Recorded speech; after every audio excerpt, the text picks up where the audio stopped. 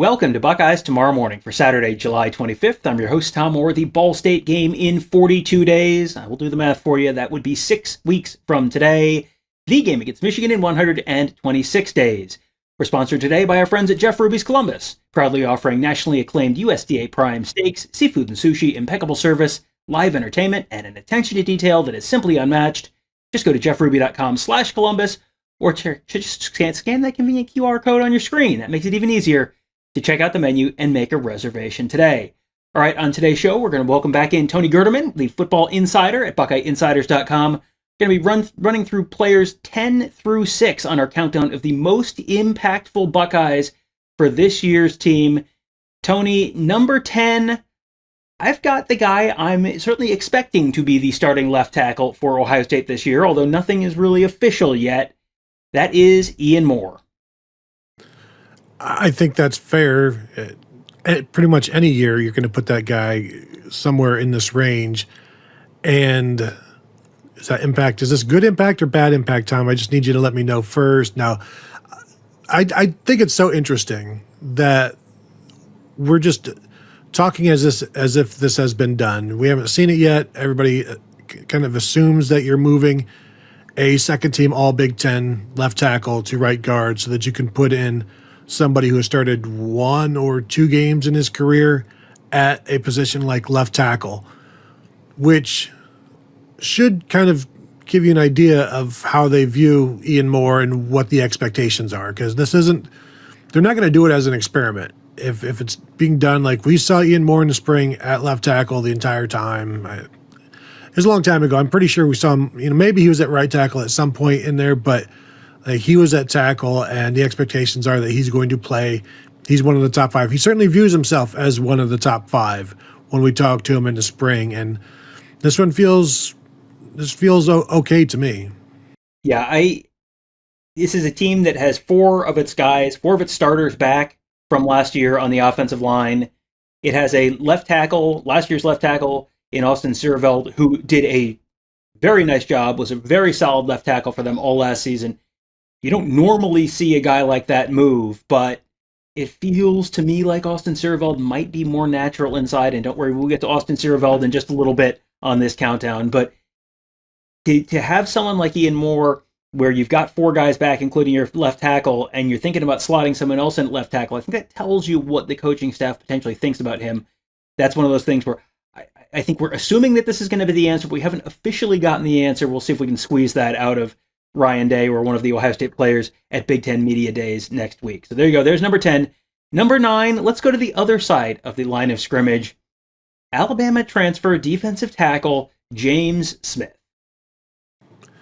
Yeah, a guy who, if he's as disruptive as the reports coming out pre-spring football, and I don't know how well to correlate the weight room and those sorts of things with the impact on the field.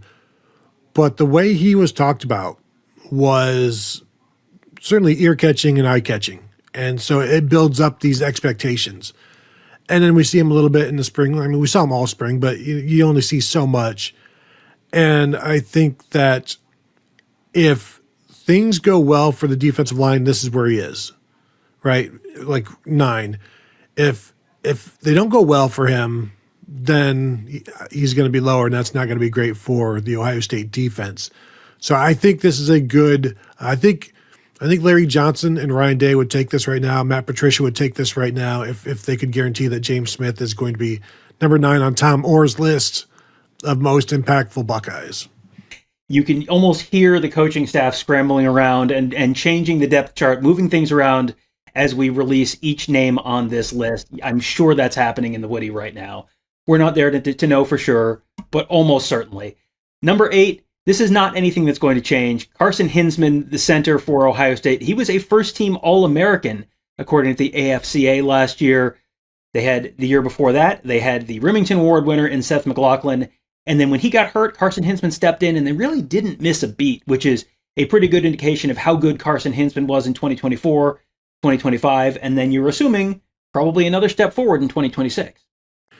Yeah, and based on the issues that they had with the mobile and stunting defensive lines, when you've got Carson Hinsman, when you've got a center, an experienced center, and you have the ability to communicate and get everything set, and he's seen everything, you've got that kind of experience, you would hope that it would help you handle those sorts of things. And having an experienced center, along with an experienced offensive line, second year with your offensive line coach, and then offensive coordinator Arthur Smith, all of these guys can have high-level conversations, and they can speak in graduate level courses, which is something that people have talked about with Caleb Downs. When he was a freshman, you could talk in these high-level things and understand the concepts. You can also do that with a fifth-year senior center who has seen everything, understands everything, and I think that allows the offensive line, that allows Carson Hinsman to be better able to handle anything that pops up, to be able to adjust and handle adversity.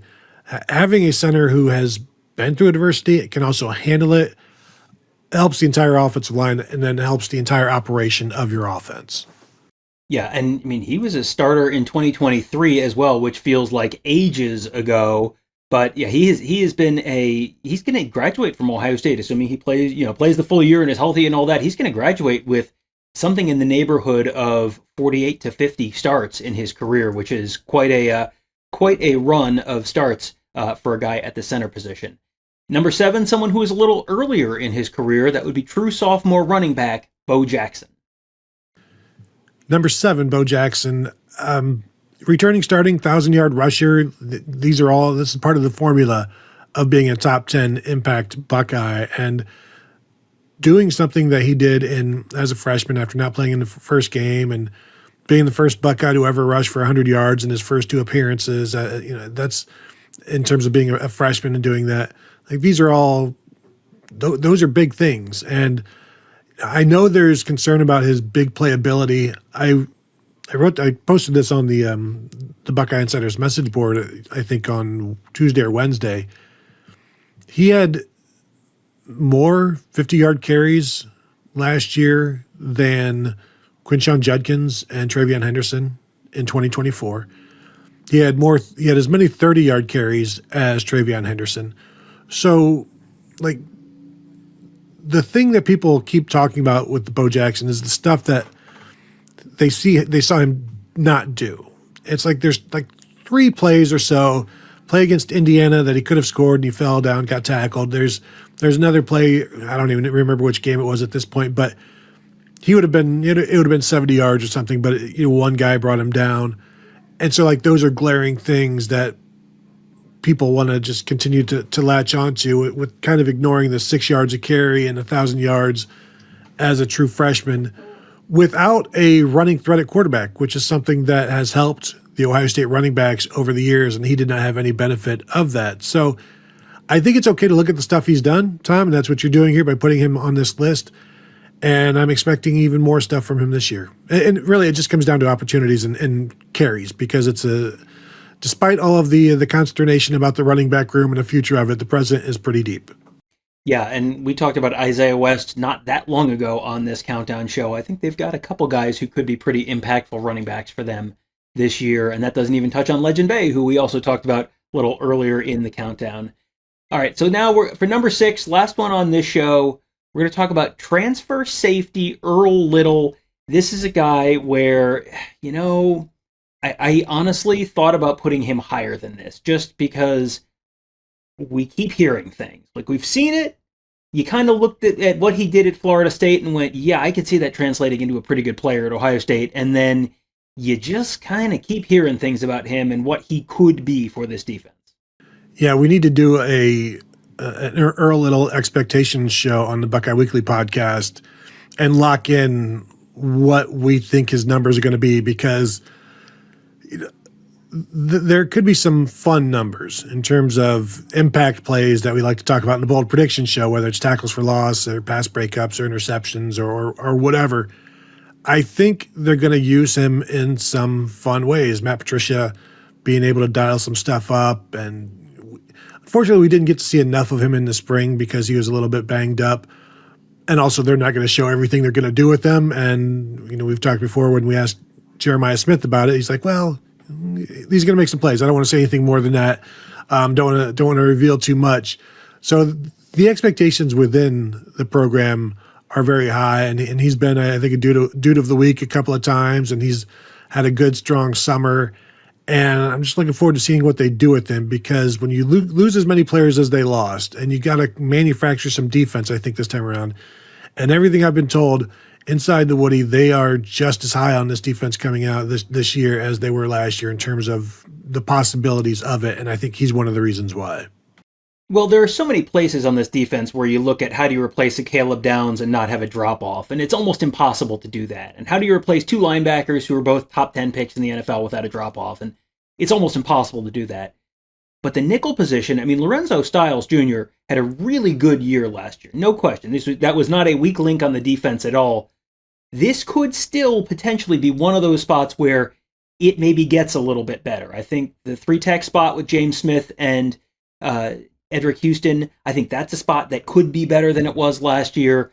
I think that nickel spot is another spot where it could potentially be better, where you're going to have a drop-off some places. If you have a little bit of a step up in some others, maybe that helps sort of balance things out on the whole. So there you go, 10 through 6 on our countdown of the most impactful players on this 2026 Ohio State team. We will get through 5 through 1 on tomorrow's show, and when we do, we will once again be sponsored by our friends at Jeff Ruby's Columbus, the award-winning upscale steakhouse in downtown Columbus, named one of the top 50 steakhouses in America by Food Network. Just go to jeffruby.com/Columbus to check out the menu and make a reservation today.